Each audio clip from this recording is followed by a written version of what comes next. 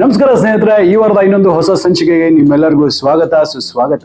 ಈ ವಾರ ಒಂದು ಅದ್ಭುತವಾದ ಡೆಲಿಷಿಯಸ್ ರೆಸಿಪಿ ತೋರಿಸ್ತಾ ಇದ್ದೀನಿ. ಅದು ಯಾವುದು ಅಂತ ಹೇಳಿದ್ರೆ ಫ್ರೈಡ್ ಚಿಕನ್. KFC ಅಥವಾ ಒಂದು 5 ಸ್ಟಾರ್ ಚಿಕನ್ ಅಲ್ಲಿ ನೀವು ಈ ಫ್ರೈಡ್ ಚಿಕನ್ಸ್ ನ ತಿಂದಿರ್ತೀರಲ್ಲ, ಎಷ್ಟು ಅದ್ಭುತವಾಗಿರುತ್ತೆ, ಏನ್ ಟೇಸ್ಟಿ ಆಗಿರುತ್ತೆ. ಒಳಗಡೆ ಎಲ್ಲ ಕ್ರಿಸ್ಪಿ, ಒಳಗಡೆ ಎಲ್ಲ ಸಾಫ್ಟ್ ಅಂಡ್ ಜ್ಯೂಸಿ. ಆ ತರ ಒಂದು ಫ್ರೈಡ್ ಚಿಕನ್ ಅನ್ನ ನೀವು ಮನೆಯಲ್ಲೇ ಯಾವ ರೀತಿ ಮಾಡ್ಕೋಬೇಕು ಅನ್ನೋದನ್ನ ಪ್ರತಿಯೊಂದು ಪ್ರೋಸೆಸ್ ಅನ್ನು ಸಹ ಸ್ಟೆಪ್ ಬೈ ಸ್ಟೆಪ್ ನಾನು ಹೇಳ್ಕೊಡ್ತಾ ಇದ್ದೀನಿ. ಯಾವುದೇ ತಡ ಮಾಡ್ತೀರಾ, ನೋಡಿರಿ ಈ ಒಂದು ಅದ್ಭುತವಾದ ರೆಸಿಪಿ ಯಾವ ರೀತಿ ಮಾಡಬೇಕು ಅನ್ನೋದನ್ನ ನೋಡುವ.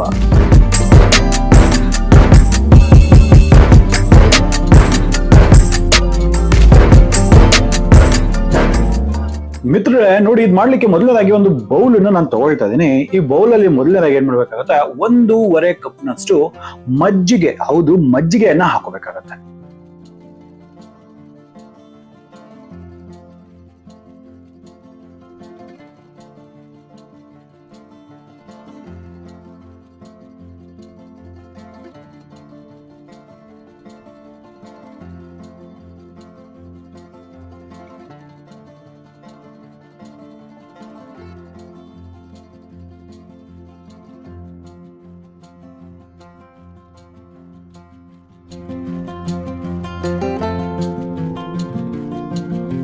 ಈಗ ಈ ಮಿಶ್ರಣವನ್ನು ಕ್ಲೀನ್ ಆಗಿ ಇದನ್ನ ವಿಸ್ಕ್ ಮಾಡಿ ಕ್ಲೀನ್ ಆಗಿ ಮಿಕ್ಸ್ ಮಾಡ್ಕೋಬೇಕಾಗತ್ತಾ.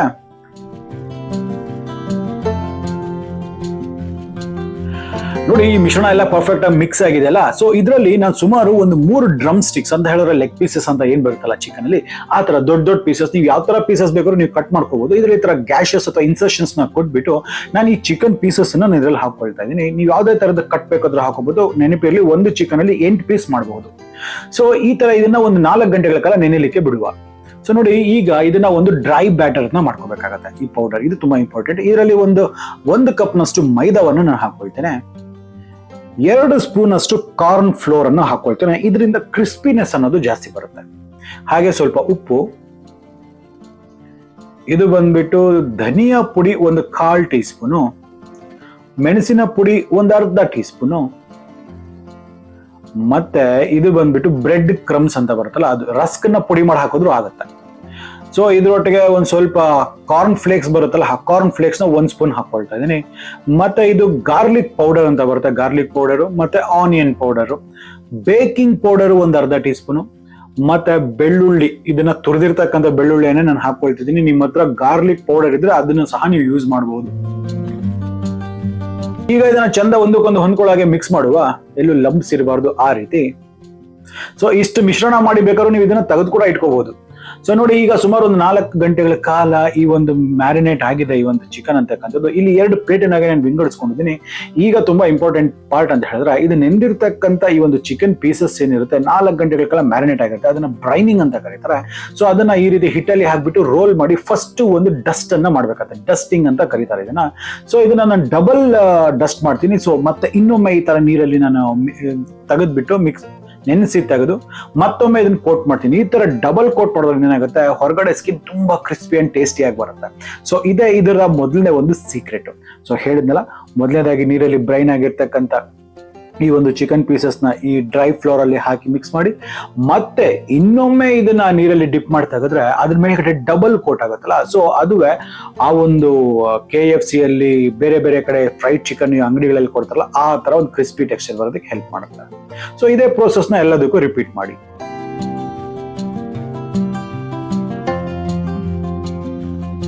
ನೋಡಿದ್ರಲ್ಲ ಸ್ನೇಹಿತರೆ, ಇದು ಈ ಪರ್ಫೆಕ್ಟ್ ಆಗಿ ಈ ಪ್ರೋಸೆಸ್ ಆಗಿದೆ. ಸೊ ಈಗ ಇದನ್ನ ನಾವು ಫ್ರೈ ಮಾಡೋದು ಹೇಗೆ ಅಂತ ನೋಡುವ. ಇದರಲ್ಲಿ ಫಸ್ಟ್ ನಾನು ಈಗ ನೋಡಿ ಒಂದು ಪ್ಯಾನ್ ಅನ್ನು ನಾನು ಬಿಸಿ ಮಾಡ್ಲಿಕ್ಕೆ ಇಟ್ಟಿದ್ದೀನಿ. ಅದರಲ್ಲಿ ಎಣ್ಣೆನ ಹಾಕೊಂಡಿದ್ದೀನಿ.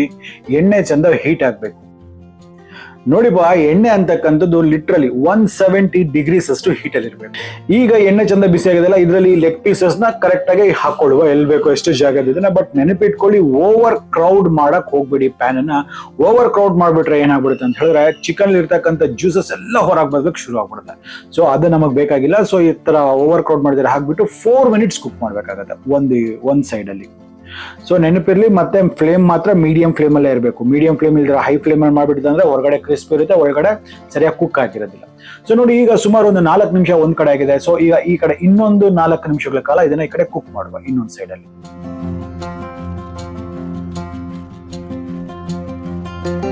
ಮಿತ್ರರೇ, ನೀವು ನೋಡ್ತಿರ್ಬೋದು ಇದೆಲ್ಲ ಕರೆಕ್ಟಾಗಿ ಕುಕ್ ಆಗ್ತಾ ಇದೆ.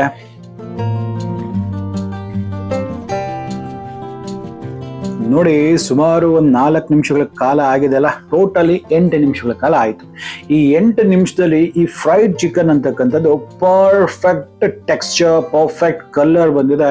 ಸೊ ಇದೇ ನೋಡಿಪ್ಪ, ನೀವು ಕ್ರಿಸ್ಪಿಯಾಗಿ ಮಾಡ್ತಕ್ಕಂಥ ಈ ಒಂದು KFC ಚಿಕನ್ ಮಾಡ್ತಕ್ಕಂಥ ಸೀಕ್ರೆಟ್ಸ್ ಎಲ್ಲ ಇಷ್ಟನ್ನ ಮಾಡಿಕೊಂಡು ನೀವು ಎಷ್ಟು ಬೇಕಾದ್ರೂ ಮಾಡ್ಕೊಂಡು ಮನೇಲೆ ಎಂಜಾಯ್ ಮಾಡ್ರಿ. 100 ರೂಪಾಯಿ ಕೊಟ್ಟು ಅಲ್ಲಿ ಅಷ್ಟೊಂದು ಕ್ಯೂ ನಿಂತ್ಕೊಂಡು ಅಷ್ಟೊಂದು ತಲೆ ಕೆಡಿಸ್ಕೊಳ್ಳೋ ಅವಶ್ಯಕತೆ ಇಲ್ಲ.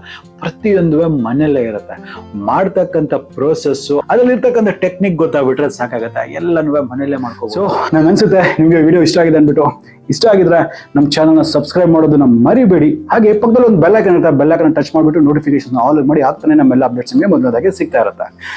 ಹಾಗಾದ್ರೆ ಮತ್ತೆ ಇದೇ ರೀತಿ ಭೇಟಿ ಆಗ್ತಿರುವ ಅಲ್ಲಿವರೆಗೂ ನಾನು ನಿಮ್ಮ ದೀಪಕ್ ಕ್ಷತ್ರಿಯ ಸೈನಿಂಗ್ ಆಫ್ ಅಂಡ್ ಜೈ ಹಿಂದ್, ಜೈ ಕರ್ನಾಟಕ, ನಮಸ್ಕಾರ.